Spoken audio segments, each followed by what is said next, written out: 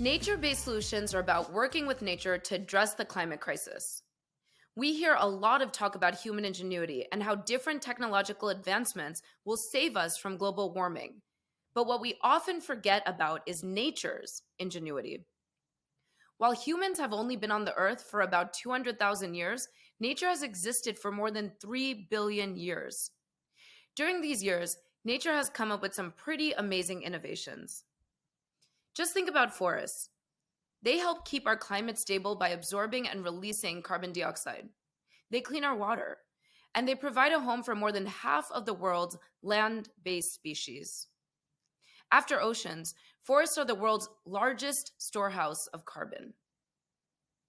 The UN has even found that restoring nature could provide more than 30% of the climate mitigation needed to meet the goals outlined in the Paris Accords. Still, not enough credit or attention is given to nature and the role it can play in addressing the climate crisis.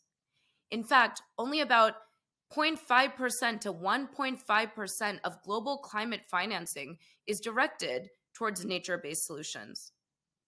This is why we're excited, with the support of Terraformation, to launch Restoration Conversations. The goal of this series is to raise awareness of the role that nature can play in mitigating the climate crisis.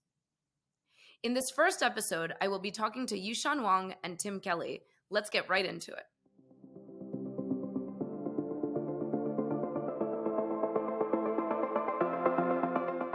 I am so excited to have with me today Yushan Wang. Yushan is the founder and CEO of Terraformation. He is the former CEO of Reddit, director of engineering at Facebook as well. He worked there, and then he was part of the engineering team that led to the exponential growth of PayPal. And at Terraformation, he's bringing his Silicon Valley expertise to scaling the climate movement. Yushan is dedicated to restoring the planet's forests to solving climate change. He leads the company to build and deploy tools to tackle the largest bottlenecks to mass-scale reforestation. So I am so excited to have you here, Yushan.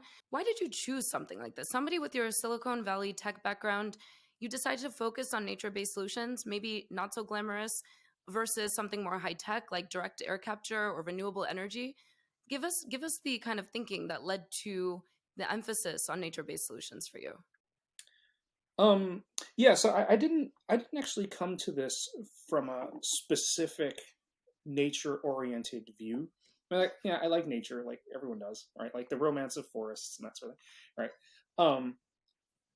But it's actually because like so when you're like a young technologist and you think like gadgets and technology are really cool, right? And then let's say you sort of get along a bit further along in your career and you're solving like very hard problems and you have access to like maybe all the technology in the world. Okay, let's say you're able to select from any tool that's ever been made, and you have a problem you have to solve, like a very, very large problem.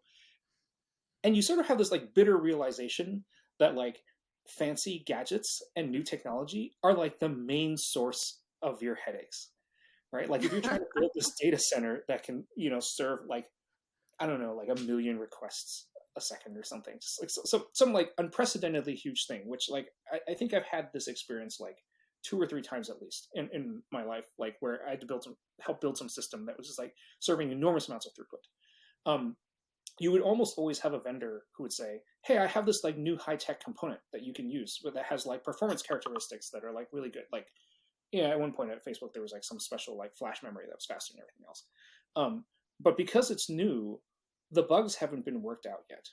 And it can even be what you would call fairly reliable from a sort of everyday standpoint, right? Like it only fails once every 100 times, right? Like that's pretty good for like your phone.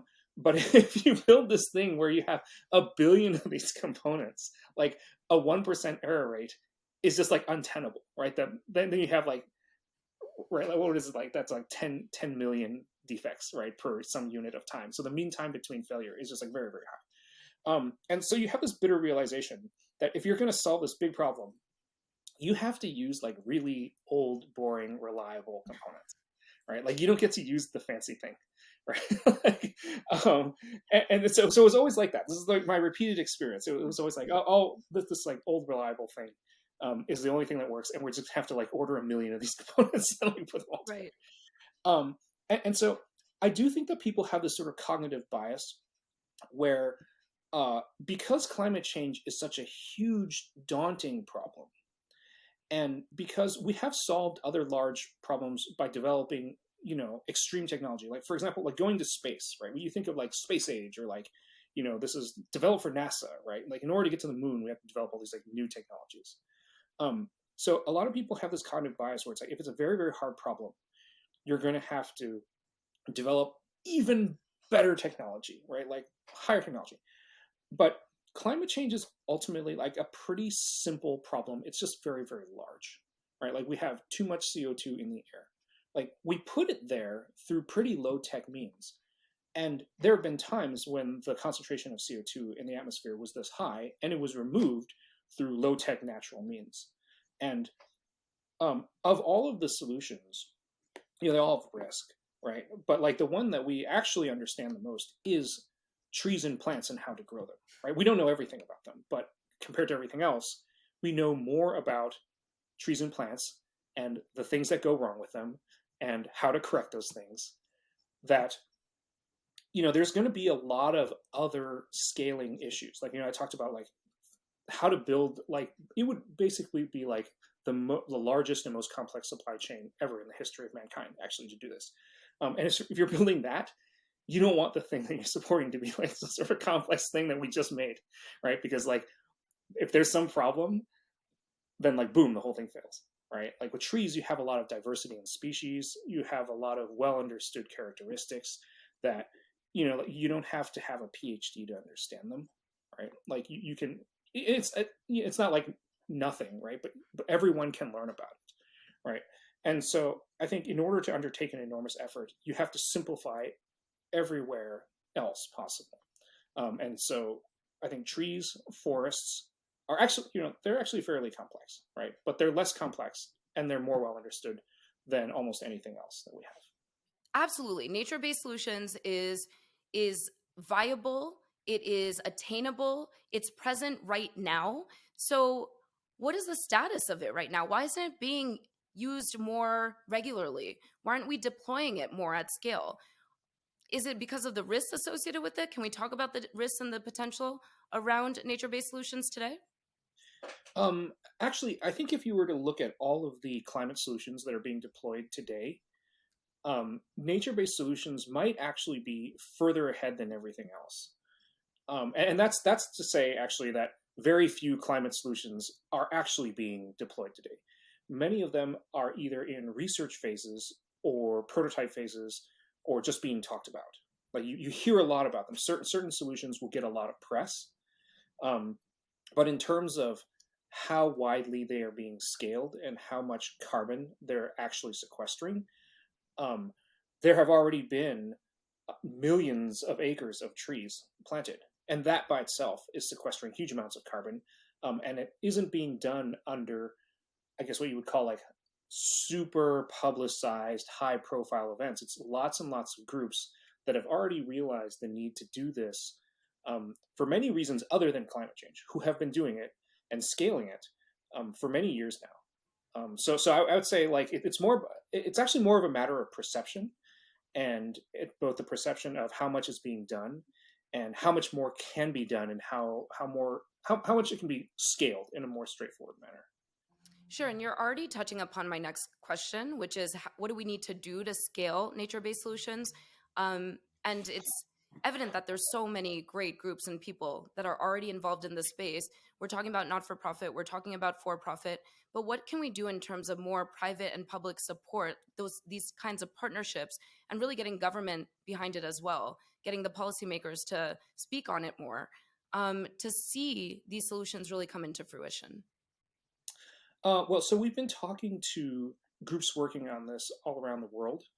And the key thing that I learned from my experience in terms of like taking like a small solution and scaling it, by like 1 billion X or something, which is roughly what we need to do in order to sort of make a dent in climate change, is you have to proactively identify bottlenecks and remove them.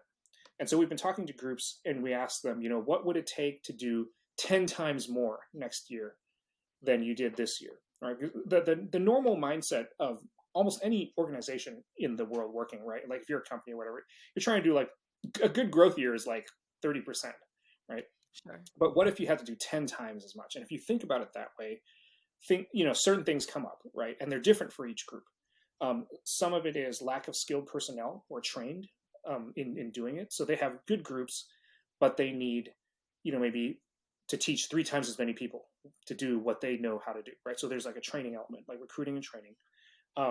There's seed supply, right? Like you can collect seeds and plant as many trees as you did this year, but if you don't proactively gather seeds and collect them and dry them, not every tree seeds every year, right? Some species seed only like once every 7 years. So you have to proactively collect seeds and make sure you scale your seed supply in advance of the planting. So there's an entire pipeline of seed collection, germination, nurseries.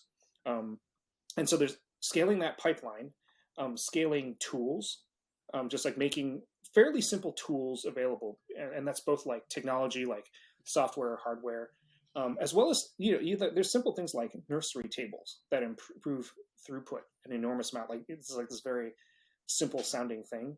But without nursery tables, many planting operations put their plants on the ground, right? And so that makes them vulnerable to certain like terrestrial pests and stuff, right? So the best practice is just like elevating them on tables, but that's like a cost issue, right?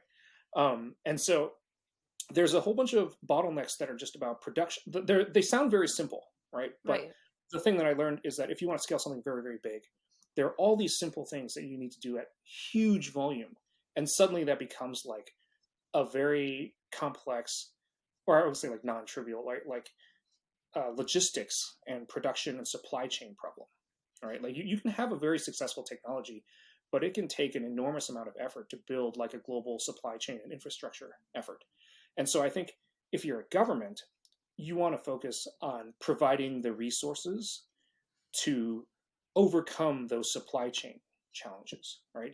We need to improve, like grow production capacity along all parts of the pipeline, because there are lots of groups that know what to do, but in order to do 10 times, 100 times, and ultimately like a billion times more, you have to widen this pipeline. It's actually just a whole bunch of like not very glamorous stuff, frankly, and you have to, along the entire pipeline, the entire supply chain, that we have to scale up.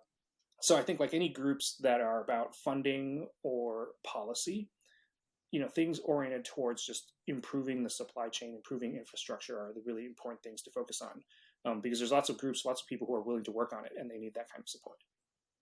So, given that since you've left Silicon Valley and you have dedicated now your time and career to bringing nature-based solutions to the table, seeing them to commercial viability, and having really ambitious goals too. It's incredible what TF has achieved and is aiming to achieve in the coming years.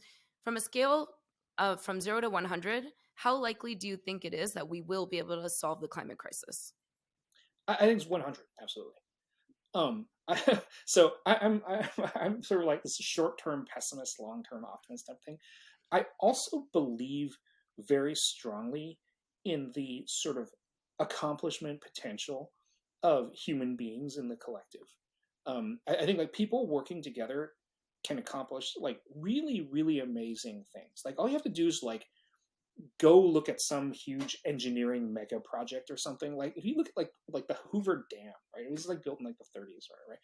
But and you know about this intellectually, you can read about it on Wikipedia. But if you like stand there, you're like, wow, humans built this thing, right? Like we can do enormous, world-changing mega projects. So I'm absolutely sure that we will solve the climate crisis. The question actually is, in what time frame and how much pain are we going to endure, right? Like I actually believe that large-scale global forest restoration and the drawdown of billions of tons of CO2 through that will inevitably happen. I'm actually sure that it will happen. I'm actually pretty sure it will happen within 100 years. Because like if I did nothing, like every government in the world would eventually be forced to confront this as things would just get worse and worse and worse. And they'd be like, oh, what can we do? It's like, well, we don't have any heavy industry in this country. We're just going to have to plant lots of forests, right? Eventually they would like be forced to do this. And I believe that it's inevitable. my mission is not so much doing it, but doing it faster, because that means probably millions of lives saved from adverse weather events and famines, and trillions of dollars of loss. Right? Like we can solve this and endure a lot of pain, or we can solve this and endure a lot less pain. Right? And I would just prefer for like me and my kids to have like less pain. Right? Like there's like fires in Europe right now, floods. Right? Like okay, maybe next year's flood isn't like avoidable, but like 50 years from now, maybe we can save like whole towns and cities from having to deal with all this crap. Right? So if we work now, we can save a lot of pain. And I have absolute faith that mankind will do it. It's always a matter of like whether or not we're going to do it sooner versus like way later and just endure a whole bunch of pain. And I prefer to avoid trouble. That's awesome. Thank you so much, Ishan. That was so positive too. You're filling us with optimism here. We know that together we can contribute to solving this climate crisis, and the work you are doing is so critical. So please keep it up and keep that enthusiasm going, because I want to see less pain too. I think the whole world, whether they realize it or not, would prefer that path in the future. So thank you so much for taking the time to talk to us and our audience today. Much appreciated. Cool. Thank you.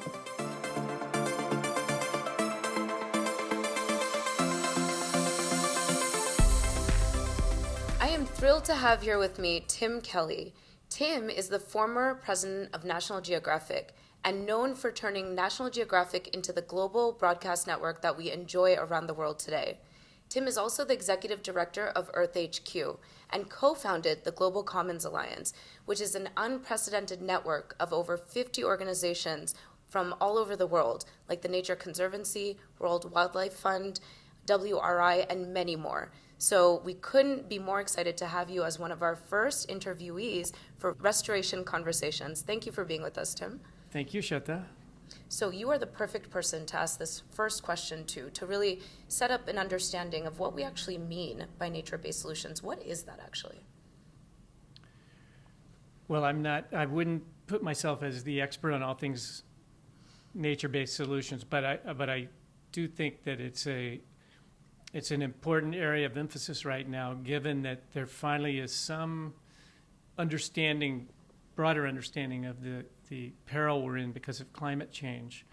And I think right behind that is the collapse of biodiversity that's going on, that's impacting our ecosystems and our food web and everything that we depend on. But it is because we haven't taught about nature and about the science of the planet and how it works in school. I think a lot of people, it's just passed right over them. Nature is a luxury item. It's something for recreation. It's not actually an essential part of human survival and well-being. And I think we have to reach a lot more people and try to get across that understanding, because it is vital. The protection and restoration of natural systems is a critical path to reaching the climate goals. How do you speak on that relationship between nature, climate, humans? Well, many people can, in fact, most people can go their entire life living in human-created habitats and getting their food at grocery stores or restaurants, and thinking that, again, nature is like, a kind of recreational outlet.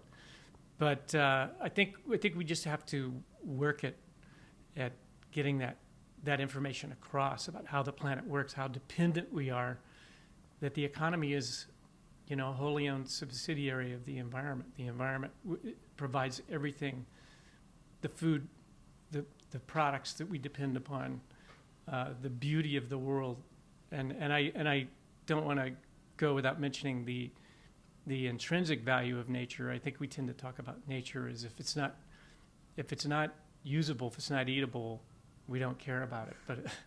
But in fact, life, DNA is in many ways the most precious commodity in the universe. We don't know of life existing anywhere else but here on this planet. and yet we're very cavalier about the disappearance of species while on our watch. We've seen this incredible extinction level going on, and there's no bringing back species once they're gone. So I think we don't even know what the value of many of those species are, but we certainly know that the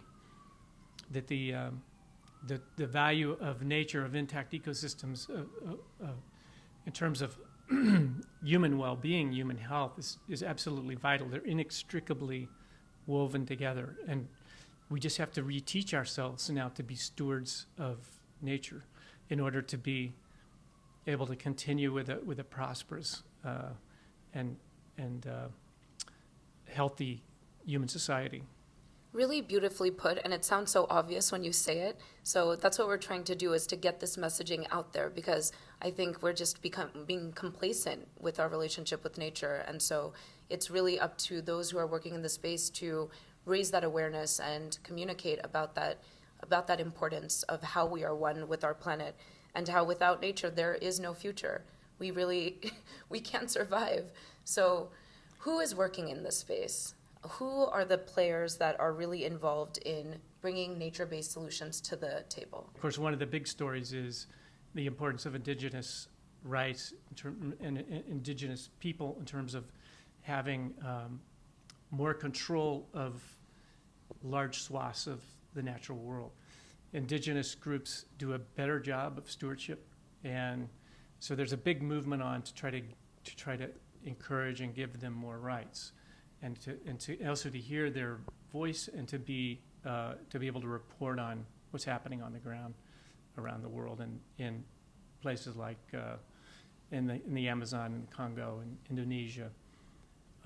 So that's, and there are important stories being told, important changes happening as a result of that coverage. We're also working with the largest millennial and younger digital news service. They have launched a platform called Now This Earth, and they're reporting daily on the planet in short form video and across all the major social platforms, which is a great way to reach people. Again, no paywall.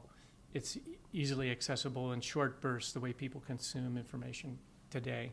What about the solutions that are considered risky, or some of the criticisms you hear around efforts around reforestation or generally conserving nature might be that it's gonna take too long. We don't have the time to watch trees grow when we can pool those resources towards geoengineering, which might be the extreme opposite in the solutions landscape of something like nature-based solutions.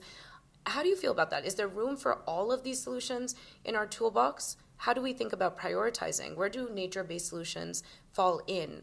And how do we respond to criticisms around it potentially taking too long to actually reach commercial viability?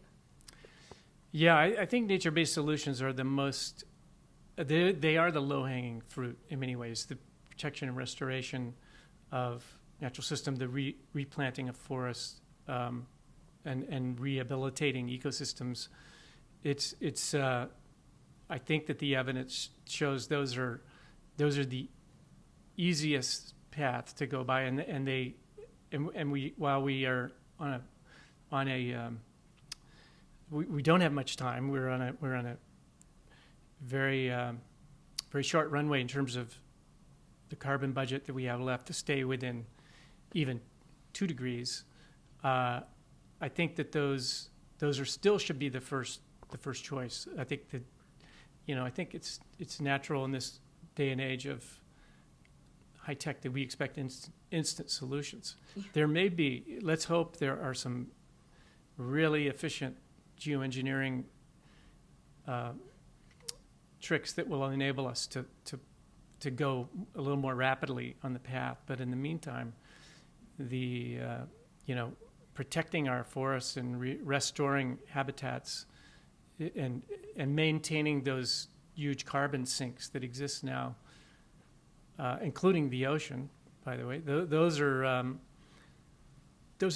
is the low-hanging fruit. We have to be good at that. And it has so many other benefits for the people that live in those places. It's the very essence of a good life, to have a healthy environment, to have clean rivers and streams and lakes, to have healthy forests, to have abundant agriculture.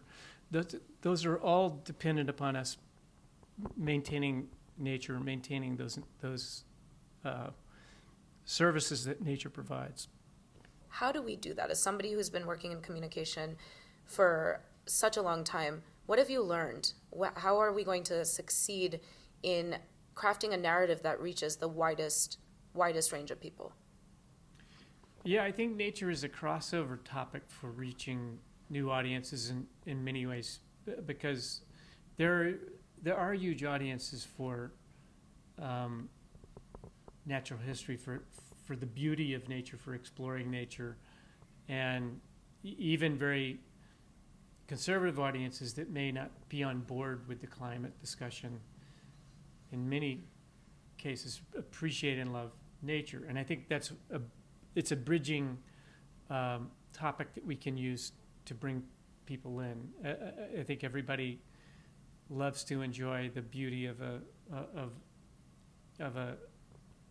beautiful beach and an ocean and clear streams and being able to walk in beautiful forests. So I think there is an opportunity there to try to bridge that gap to reach broader people. We have to make people fall in love again with nature, and then while we're doing that, bring it to a different level. That it is not an aesthetic enjoyment only. It is absolutely survival of society as we know it depends upon protecting and restoring these natural systems we all depend on. So I think that's the way. First we make them fall in love, then we try to impart a little more knowledge about how important, fundamental it is to us, and that's what we'll be trying to do with our various media partners and with our narrative that we're driving through COP27 and so forth.